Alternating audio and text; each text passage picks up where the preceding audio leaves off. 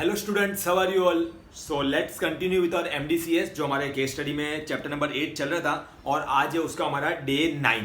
आज हम लोग 3 केस डिस्कस करने वाले हैं, that is case number 28, 29 and 30 as per your module. तो आपके मॉड्यूल में देखिए पेज नंबर 488 पे दिया होगा case number 28, Jor Singh Govind Vanjari versus divisional controller of Maharashtra state road transport corporation. ठीक है, बहुत ही सिंपल सा केस है और बहुत ही इंटरेस्टिंग केस है। देखिए यहाँ पे क्या हुआ था, इंडस्ट्रियल डिस्प्यूट एक्ट। अब जैसे इंडस्ट्रियल डिस्प्यूट एक्ट आता है आपको पता ही चल जाता है, एम्प्लॉयर और एम्प्लॉय के बीच में क्या हो गया, डिस्प्यूट हुई होगी, भिड़ंत हुई होगी।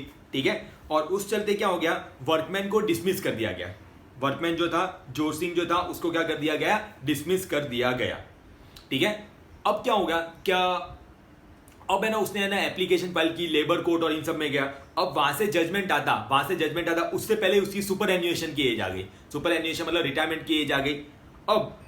अब है ना, अब जब इसका जजमेंट आया, अब है ना उसको अगर ऐसा बोले तो वापस इसको काम पे रखो, वो तो कैसे पॉसिबल है क्योंकि इसकी सुपर एन्युएशन की एज आ गई है। तो लेबर कोर्ट था ना, लेबर कोर्ट उन्होंने है ना जो जजमेंट दिया वो क्या दे दिया, labour court awarded all service benefit. जो मतलब है ना उसने निकाला गया और यहाँ पे हमारा जजमेंट आ रहा है, तब तक जो भी सर्विस बेनिफिट थे, ग्रेचुटी एंड ऑल जो रहता है, वो सारी चीजें जो भी मिली है वो सब इसको भी मिलने चाहिए। और जो टाइम पीरियड इसका बचा था काम करने का, तो उसका 50% of back wages in lieu of reinstatement, मतलब वापस तो काम पे नहीं रख सकते, तो उसका 50% ऑफ बैक वेजेस। तो ये जो divisional controller Maharashtra state road transport corporation थे, उन्होंने उसके खिलाफ अपील फाइल की हाई कोर्ट में।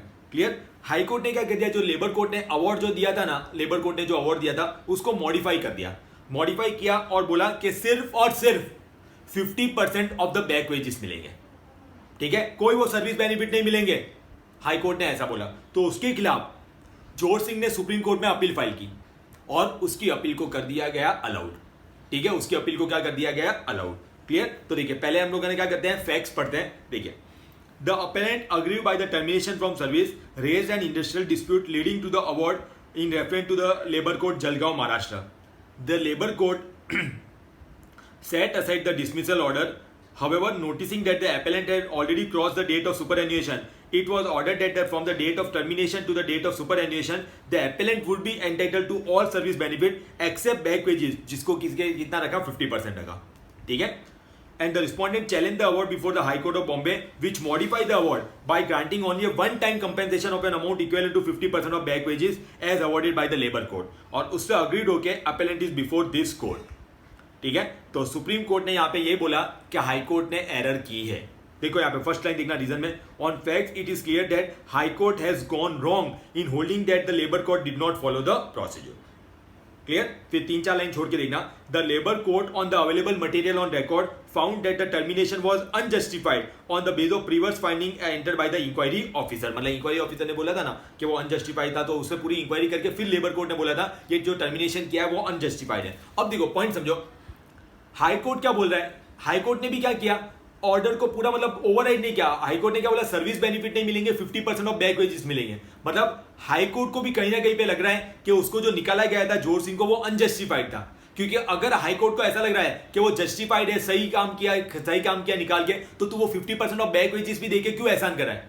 मतलब हाई कोर्ट को भी कहीं ना कहीं पे पता चल रहा है कि कंपनी ने या फैक्ट्री ने जो उसको निकाला है, वो इंडस्ट्री ने जो उसको निकाल दिया था जोर सिंह को, वो अनजस्टिफाइड है, तभी तो उन्हें उतना भी दिया। देखो यहां पर इसकी बात पकड़ ली। देखिए नेक्स्ट पेज फर्स्ट लाइन देखना, it appears that the high court itself has granted compensation since the court felt that the termination was unjustified.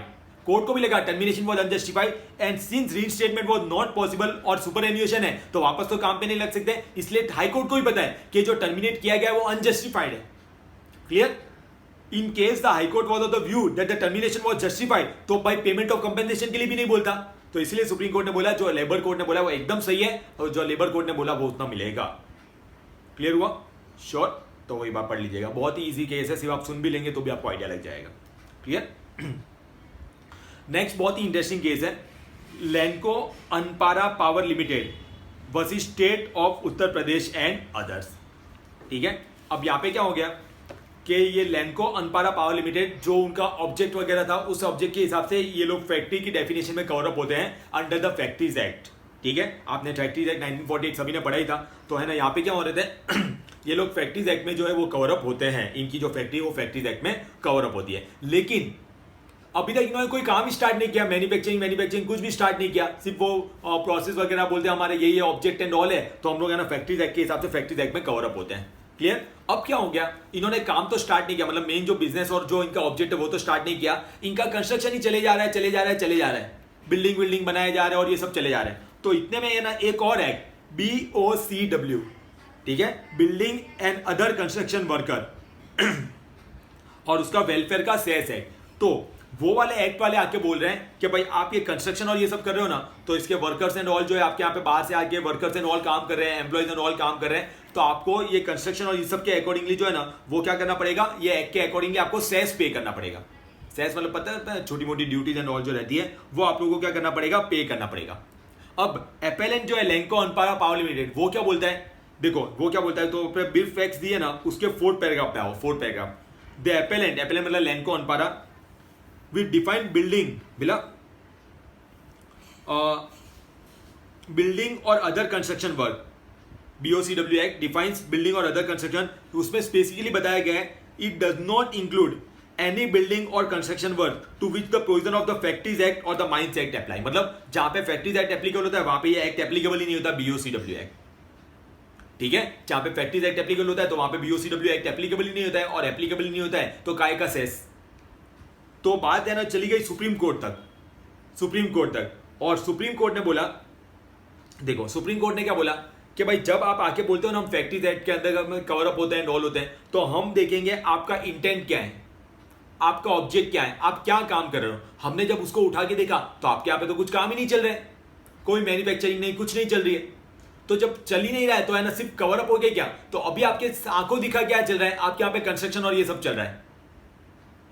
Clear? तो आपको सेस पे करना पड़ेगा। देखो ये थोड़ा सा टेक्निकल है, मैं भी जब इसको पढ़ रहा था तो मुझे लगा भाई एकदम सिंपल है, जो फैक्ट्रीज एक्ट में कवर अप होता है वो कैसे, लेकिन सुप्रीम कोर्ट अपना ही कुछ सोचती है। आपको पता है सुप्रीम कोर्ट ने अच्छे जजमेंट को मतलब पूरा रिवर्स कर दिया। तो यहाँ पे भी वही बोला, फैक्ट्रीज एक्ट में आप नो डाउट ऐसा लिखा हुआ है, लेकिन आपने वैसा कुछ काम तो करो फैक्ट्री के जैसा जो फैक्ट्री में होता है, आपने ऐसा कुछ काम ही नहीं किया, तो आपका इंटेंशन क्या है, सिर्फ रजिस्ट्रेशन करवा के रख दिया है, हमें ये लग रहा है।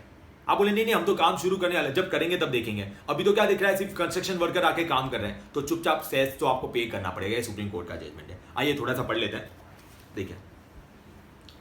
Building and other construction worker regulation of employment and condition of service act 1996 and building and other construction worker welfare cess act 1996 read with factories act. Construction of factory building whether the provision of BOCW Act are applicable, held yes. Clear? और this appeal or filed by the appellant challenging the order passed by different high court। अलग अलग high court ने पास किया, लेकिन सबका एक ही यूनिमस approach था कि भाई सेम कंक्लूजन पे, तो उन सबके खिलाफ उसने क्या किया, वहां पे अपील फाइल की। बाकी फैक्ट्स वही है जो मैंने आप लोगों को बता दिए, जो इसमें पढ़ने जैसा है वो मैंने आप लोगों को ऑलरेडी बता दिया है, ठीक है। हाँ, यहाँ पे देख लेना, एकदम लास्ट पेगा, पेज नंबर 489 पे एकदम लास्ट पैराग्राफ की लास्ट की 3rd line.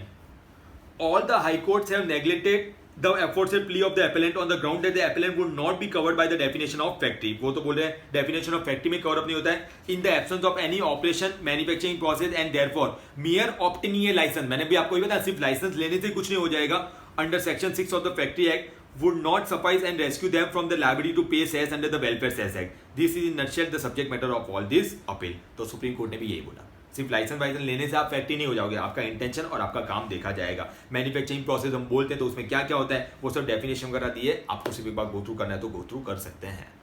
Moving on to our next case, that is case number 30, management of State Bank of India versus Smita Sharad Deshmukh and other. Sir Ritesh Deshmukh की बहन या कुछ है क्या? बिल्कुल भी नहीं। क्लियर? देखिए यहाँ पे क्या हो गया, जैसे बैंकिंग का केस है, तो आपने में से किसी ने, बहुत सारे लोगों ने बैंकिंग की एग्जाम दी होगी, अलग अलग एग्जाम्स एंड ऑल होती है ना, अलग अलग बैंकों की एग्जाम्स एंड ऑल हुई है। मैंने भी एक बार दी थी, बहुत खराब एग्जाम, पता ही नहीं चला क्या पूछते हो, तो अनऑप्शन आप कुछ भी पूछते हैं, मतलब मैंने प्रिपरेशन बिना दी थी, इसलिए मैं ऐसा मुझे शायद लगा। तो उसमें क्या होता है, बैंकिंग में जो प्रमोशन होते हैं ना, तो जो जितना हाई लेवल की एग्जाम दी होती है उसको ज़्यादा बड़े लेवल पे प्रमोशन मिलने के चांसेस ज़्यादा होते हैं, फिर वो भले वो जूनियर क्यों ना हो। तो प्रमोशन जनरली 2 तरीके के होते हैं, या तो होता है on the base of time, जितना टाइम पीरियड आपका होता है, जितना टाइम पीरियड आपने बिताया, या फिर on the base of exams, मतलब आपके क्वालिफिकेशन, सिंपल टर्म में बोले तो। यहाँ पे क्या कह दिया था स्मिता शरद देशमुख थी ना, स्मिता शरद देशमुख थी, उसने क्या किया था, कोई फॉर्ड सर्टिफिकेट वगैरह जो है ना, फॉर्ड सर्टिफिकेट वगैरह वो सब है ना दे दिए स्टेट बैंक ऑफ इंडिया में, और है ना उसका प्रमोशन या फिर जो भी अच्छी पोस्ट है वो उसको मिल गई। फिर जब उसको है ना डोमेस्टिक इंक्वायरी उसके खिलाफ बिठाई गई, मतलब कुछ डाउट हुआ होगा और इंक्वायरी बिठाई गई, तब पता चला ये तो जाली सर्टिफिकेट से सब, मतलब पैसे दे के बनवाते हैं ना वैसे सब सर्टिफिकेट है और उसके बेस पे ये काम करिए, तो उसको डिसमिस कर दिया गया। लेकिन ये इसने वापस उसके खिलाफ है ना अलग अलग कोर्ट और यहाँ से लेबर ट्रिब्यूनल और वहां पे गए और इसने ना अपील और ये सब फाइल की। तो लास्ट डिसीजन जो था वो स्मिता शरद देशमुख के फेवर में आया था कि भाई नहीं इसको वापस काम पे रखो एंड ऑल ये सब करो। तो उसके खिलाफ management of State Bank of India ने अपील फाइल की सुप्रीम कोर्ट ने, और सुप्रीम कोर्ट ने उसकी अपील को अलाउ किया और बोला नहीं भाई इसने गलत काम किया है, हम आपको नहीं बोलेंगे इसको वापस काम पे रखो, इसको निकाल दो, कोई इशू नहीं है। देखो क्या लिखा है, employee furnishing a forged certificate as to higher qualification drawn additional emolument, मतलब एडिशनल बेनिफिट्स उठाए on the base of forged certificate. Management after conducting the disciplinary proceeding dismiss the employee, labour tribunal confirm the dismissal, high court set at the dismissal, whether correct held no. एकदम simple case था, आप लोग को एक बार read out करना है तो एक बार आप लोग रीड आउट कर सकते हैं, कोई प्रॉब्लम आप लोगों को नहीं आएगी। तो यहाँ पे आज हमने कितने 3 केसेस देख लिए, 28, 29, 30। नेक्स्ट लेक्चर में जो रहेगा हम लोग आगे कंटिन्यू करेंगे। Thank you so much all of you for watching this video.